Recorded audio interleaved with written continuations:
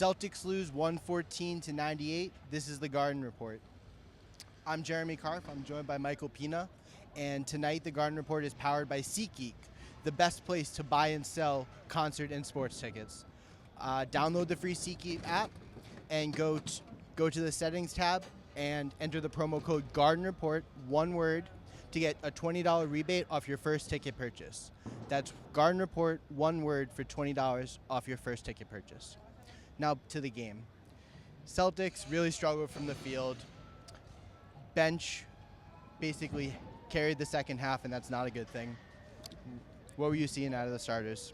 Yeah, so Isaiah Thomas, his streak of consecutive games scoring 20 points was snapped. I believe it was at 43 heading into the night. That's over with. He finished with 19 points. I think he was like 3 for 17, 3 for Something 19. like that. Most of his points came at the free throw line. He was 10 for 10 from the free throw line. That was good, even though after the game he said he would like to get more whistles, which was very funny. But yeah, the Celtics, their shots just weren't falling tonight. You have to give credit, as Brad Stevens said in his post-game press conference, to the Atlanta Hawks defense, which plays tremendous basketball. Paul Millsap was great, especially when they played him at the 5. He's tremendous. Dwight Howard was fantastic defensively, and then he was ejected. Yeah. I know we're going to talk about him in a little bit, but going back to Isaiah, he was forcing it a little bit, I think, tonight. And this is his second, third game in a row where he's really struggled in the fourth quarter, which is something to watch going down the stretch here as we head into the playoffs over the next couple months. Because if he's not making shots, creating offense, Celtics are a very pedestrian team. Yeah, no, I agree. And I mean, he seemed aware of the fact that he didn't score many tonight. Looked like he was trying to force his shot, especially late, trying to hit that 20-point mark. It definitely means something to him. He said that he intends to break it again in his postgame. But yeah, I mean, the starters, you said that Isaiah scored the only basket of the second half of the Celtics starters. You're not going to win many games doing that.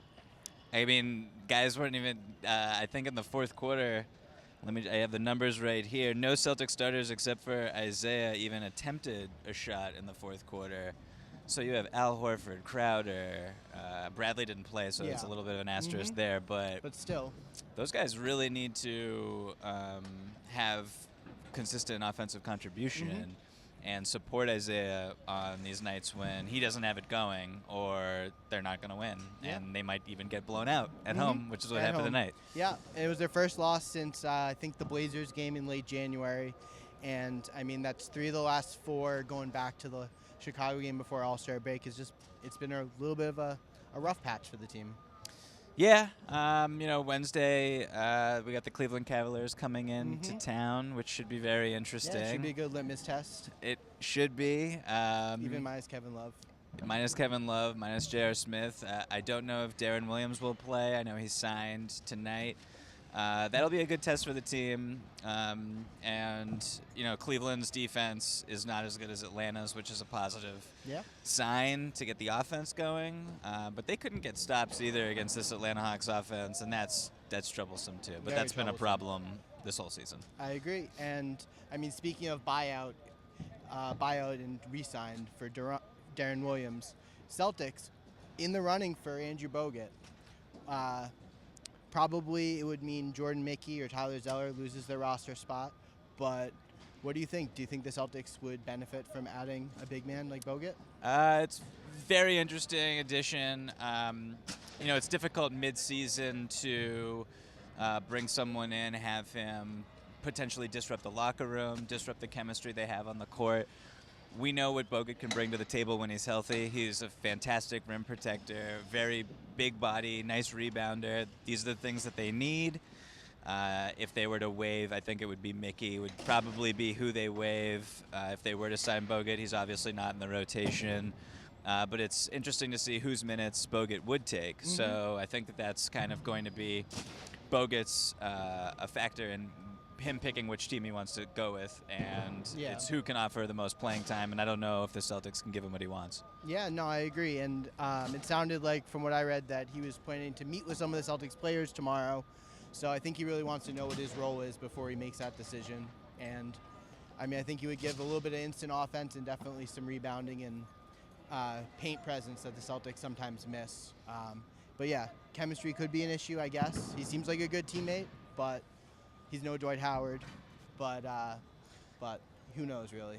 Yeah, the thing about him is, and I think Danny Ainge spoke about this recently, when you bring in a guy to improve your rebounding and your defense, you don't want him to take away from your offense. And, you know, the Celtics are in second place right now because their offense is so good. So if you add a guy like Bogut, you know, he obviously doesn't space the floor. You know, he can set screens, and he's a very good passer for a 7-footer. But it would be very interesting to see how he fit into the mix and how he would fit into Brad Stevens' offensive system. Yeah, he's not really known as a pick-and-roll big man. So, yeah. But we shall see. Hopefully, maybe by Wednesday we might have a sense whether he's in Cleveland or Boston. So that'll do it for the Garden Report. The Garden Report is also brought to you by Blue Apron. Get 3 free meals and free shipping by going to blueapron.com/garden report and get 3 free meals. Cook yourself. They send you all the pre-portioned ingredients. I've been a Blue Apron devotee for the last couple months, and I couldn't be happier. Really flavorful dishes, wide variety of different things, and no repeats. That'll do us from the Garden. I'm Jeremy. That's Michael, and we'll see you on Wednesday.